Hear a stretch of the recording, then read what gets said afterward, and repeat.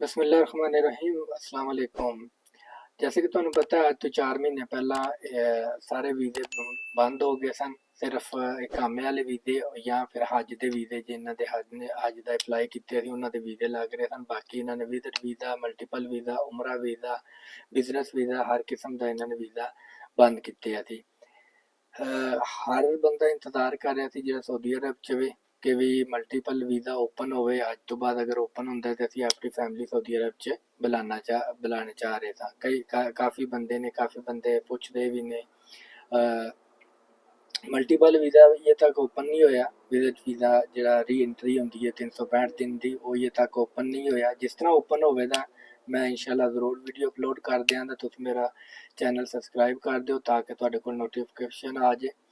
ते multiple visa वैसे open होया जे एक दिन एक डेढ़ दिन शो जरूर होया सी सिस्टम दे विच। दूसरे दिन फिर सिस्टम दे विच शो नहीं सी हो रहा। ते मेरे ख्याल शायद कोई सिस्टम च कोई मसला होवे या फिर इन्होंने ये थोड़ा सा टाइम लिया होवे।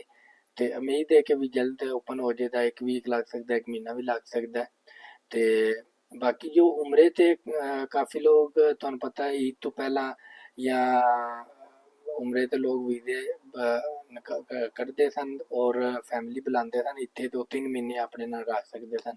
हुण उहदे विच भी काफ़ी चेंजिंग्स इन्हां ने कर दित्तियां ने। जैसे कि भी हुण तुसीं अगर उमरे दे वीज़े ने जिस बंदे ने भी आउणा है या कोई भी फैमिली बुलाना चाहता है उन्हां वास्ते लाजमी तुसीं होटल बुकिंग और दूसरी सारियां चीज़ां जिहड़ियां ने बुकिंग करा के उस तो बाद ही तुहाडा वीज़ा लगेगा। उस तो बाद तुहानू एयरपोर्ट ते भी सारियां चीज़ां पुछियां जाणगियां।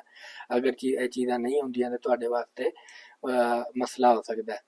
ते हुण तुसीं उतने ही जितने दिन इत्थे रहना है उतने दिन दी होटल बुकिंग, यानी अगर तुसीं मक्के च 4 दिन रहिंदे हो फिर मदीना शरीफ च तुसीं एक हफ्ता रहिंदे हो, फिर मक्के च आके तुसीं रहिंदे हो। जद्दे तो मक्का, मक्के तो मदीना सारी जेह्ड़ा ना चीज़ां तुसीं हुण बुक करा के फिर ही तुसीं आ सकदे हो सऊदीया च। हुण तुसीं 3 महीने इत्थे नहीं रह सकदे क्योंकि काफ़ी लोग पहलां इत्थे उमरे दा वीज़ा लवांदे सन, आके उमरा करदे सन या नहीं सन करदे। काफ़ी बंदे 3 महीने कम्म करदे सन इत्थे, कम्म करदे सन, कोई फैमिलियां नूं बुला लैंदे सन अपने नाल। 3 महीने फैमिली नूं रखदे सन। हुण ओह चीज़ां उमरे वीज़े दियां नहीं रहियां। बाकी विजिट वीज़ा वे इंशाअल्लाह मल्टीपल वीज़ा जिस तरह ओपन होंदा है तो मैं ज़रूर अपने भरावां नूं दोस्तां नूं जेह्ड़ा ना अपडेट ज़रूर करांगा। इंशाअल्लाह ज़रूर वीडियो बनावांगा। अगर वीडियो अच्छी लगदी है तो लाइक कर दिओ, सब्सक्राइब कर दिओ। चैनल ते नए हो ते लाजमी सब्सक्राइब करो, कमेंट अच्छा जेहा कर दिओ। इंशाअल्लाह ज़िंदगी रही तो दोबारा मुलाकात होएगी। Thank you very much.